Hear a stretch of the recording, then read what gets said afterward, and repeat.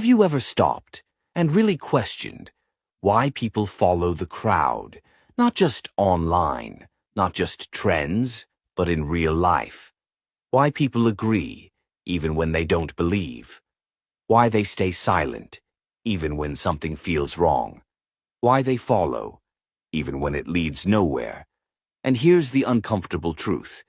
If you think you're different, if you think you're immune to it, you're probably not. Because this isn't about intelligence. It's not about confidence. It's about something much deeper, something built into you from the moment you were born. And once you understand it, you'll start noticing it everywhere. Part 1. The need to belong. Every human being shares one powerful instinct. The need to belong. Not want, need. Because thousands of years ago, belonging meant survival. If you were part of a group, you were protected. If you were rejected, you were alone. And being alone meant danger. So your brain adapted. It learned to prioritize acceptance over individuality.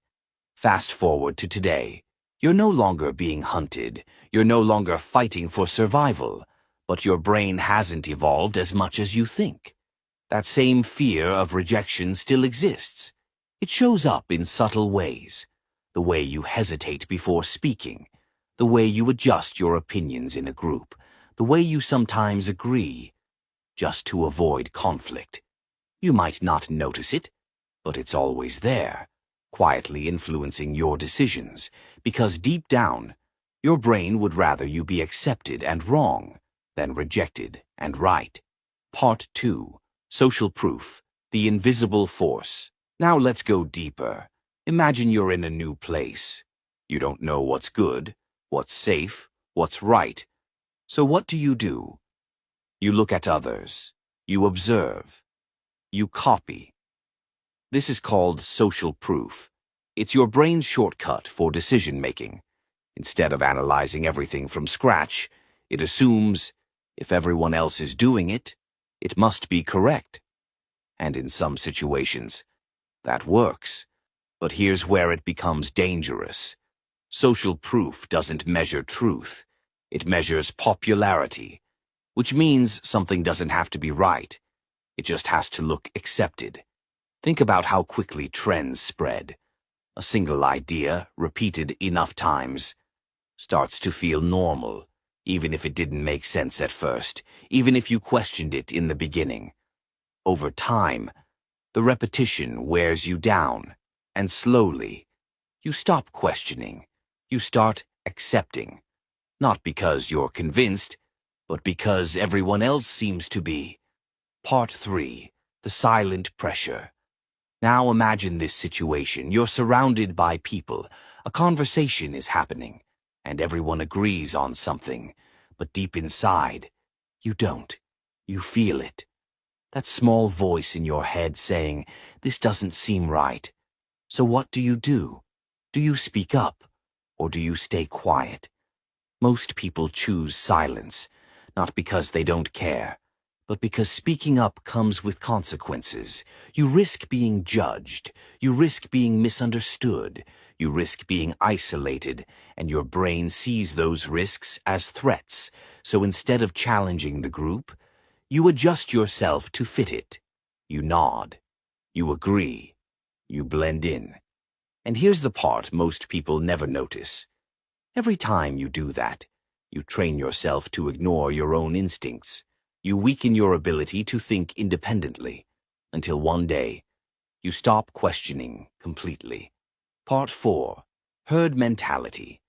When thinking stops, when enough people move in the same direction, something shifts.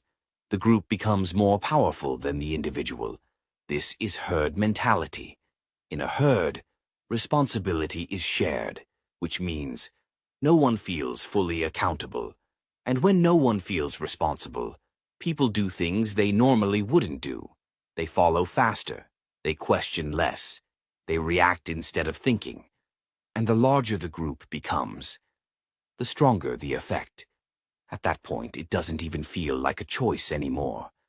It feels automatic, like you're being pulled in a direction, without fully understanding why. And the scariest part? Most people don't even realize it's happening. They believe they're thinking for themselves, when in reality, they're just echoing the crowd. Part 5. The Illusion of Control. Here's something that might change the way you see everything. People believe they are in control of their decisions, but those decisions are often shaped by what they see, what they hear, what others approve of, trends, opinions, social validation. All of it creates a subtle pressure, not strong enough to force you, but strong enough to guide you. And over time, that guidance becomes invisible. You stop noticing it. You stop questioning it. You accept it as your own thinking. But is it really yours? Or is it something you absorbed from the world around you? So the next time you see a crowd moving in one direction, pause. Take a moment and ask yourself, am I choosing this, or am I following it? Because following is easy. It's comfortable. It's safe. It requires no effort. But thinking for yourself, that's rare. That takes awareness. And once you develop that awareness, you start seeing things differently. You stop being controlled by the crowd, and for the first time, you actually begin to think.